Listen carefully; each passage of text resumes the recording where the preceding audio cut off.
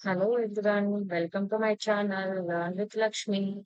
Today's topic is white box system in software engineering. First of all, see the definition of white box testing.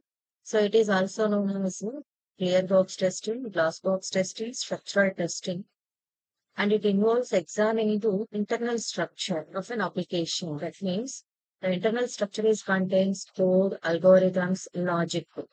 Okay. So white box testing కి చాలా names అనేది ఉన్నాయి like clear box testing, glass box testing, structural testing అని. ఈ white box testing లో ఏంటి అంటే main గా we're focusing on the internal structure. That means code, input, output, algorithms, logic.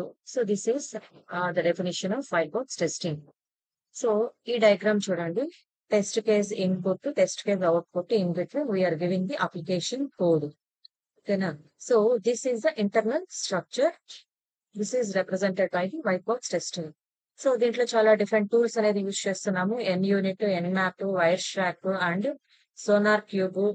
So ఇవి మెయిన్ గా యూజ్ చేసే టూల్స్ అన్నమాట. Next types of white box testing ఏంటి అంటే unit testing.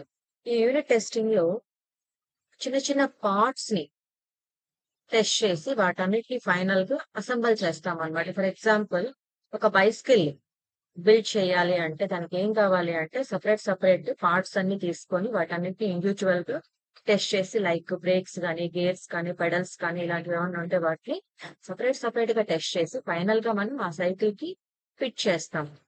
So that is unit testing. Next static analysis అంటే ఏంటి అంటే ఒక బుక్ ని పబ్లిష్ చేయాలనుకోండి. ఆ బుక్ ని పబ్లిష్ చేయాలంటే ముందు మనం ఆ బుక్ ని స్టడీ చేయాలి. ఎందుకు అంటే ఎక్కడైనా ఎర్రర్స్ ఉన్నాయా, గ్రామర్ మిస్టేక్ ఉందా, పంక్చుయేషన్ మిస్టేక్స్ ఏదైనా ఉన్నాయా, సెంటెన్సెస్ ఏమైనా సరిగ్గా లేవా.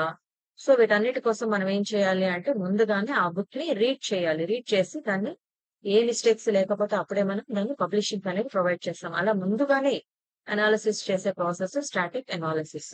డైనమిక్ అనాలిసిస్ అంటే ఏంటి అంటే ఫర్ ఎగ్జాంపుల్ మనం ఒక కార్ ని టెస్ట్ డ్రైవ్ చేస్తున్నాం. టెస్ట్ డ్రైవ్ చేస్తున్నాము అంటే అప్పుడు అక్కడ యూజ్ చేసే పార్ట్స్ లైక్ బ్రేక్ కానీ, క్లచ్ కానీ, గేర్స్ కానీ ఏవైనా కూడా అప్పుడు మనకి ఎలా యూజ్ చేయాలి, ఎంతవరకు యూజ్ చేయాలి అనేది డైనమిక్ గా మనకి తెలుస్తుంది అనమాట. అదే డైనమిక్ అనాలిసిస్. స్టేట్మెంట్ కవరేజ్ అంటే ఏంటి అంటే ఫర్ ఎగ్జాంపుల్ ఒక పిల్లలకి ఒక టీచర్ అనే వాళ్ళు అసైన్మెంట్స్ ఏదైనా ఇచ్చారు లేదా స్లిప్ టెస్ట్ ఏదైనా పెట్టారు అనుకోండి. దానికి అసైన్ చేసిన మార్క్స్ కి లైక్ 5 మార్క్స్ కానీ 10 మార్క్స్ కానీ దానికి వాళ్ళ పిల్లలు అంత కంటెంట్ రిప్రజెంట్ చేశారా లేదా అనేది చెక్ చేస్తాం. రిప్రజెంట్ చేస్తే will give full marks, otherwise marks అనేది రిడక్షన్ అనేది ఉంటుంది అనమాట. అలా చేస్తే దాన్ని స్టేట్మెంట్ కవరేజ్ అంటారు. నెక్స్ట్ బ్రాంచ్ టెస్టింగ్ అంటే ఏంటి అంటే మనం ప్రోగ్రామింగ్ అనేది డెఫినెట్ గా రాస్తూ ఉంటాము. ఏ ప్రోగ్రామింగ్ తీసుకున్నా దాంట్లో ఫర్ లూప్స్ కానీ, ఇఫ్ కండిషన్స్ కానీ మెన్షన్ చేస్తూ ఉంటాం. ఆ ఇఫ్ కండిషన్ మెన్షన్ చేసినప్పుడు అక్కడ ఫస్ట్ కండిషన్ అనేది ఇస్తాము. కండిషన్ సాటిస్ఫై అయితే నెక్స్ట్ ఫర్దర్ గా ఉండే స్టేట్మెంట్ ఎగ్జిక్యూట్ అవుతుంది. లేదు అంటే నెక్స్ట్ స్టేట్మెంట్ కి వెళ్తుంది అనమాట. ఇలా బ్రాంచింగ్ అనేది జరుగుతుంది. నెక్స్ట్ పాత్ టెస్టింగ్ అంటే ఏంటి అంటే ఫర్ ఎగ్జాంపుల్ ఎక్కడి నుంచో మనకు ఒక లెటర్ వచ్చింది. ఆ లెటర్ ని మనకు పోస్ట్ మ్యాన్ అనేవాళ్ళు డెలివర్ చేయాలి. అలా డెలివర్ చేయాలి అంటే అందులో ఉండే అడ్రస్ ని బేస్ చేసుకొని పోస్ట్ మ్యాన్ ప్రతి ఒక్క హౌస్ ని చెక్ చేసుకుంటూ, ప్రతి ఒక్క డోర్ నంబర్ ని చెక్ చేసుకుంటూ, ఆ ఏరియాలో ఉండే వాటి చెక్ చేసుకుంటూ ఫైనల్ గా ఆ లెటర్ ని మనకి పోస్ట్ చేస్తాడు. That is path testing. Loop testing అంటే ఏంటి అంటే ఫర్ ఎగ్జాంపుల్ మనం సిడీలో కానీ ఎక్కడైనా కానీ సాంగ్స్ వింటూ ఉన్నాం అనుకోండి.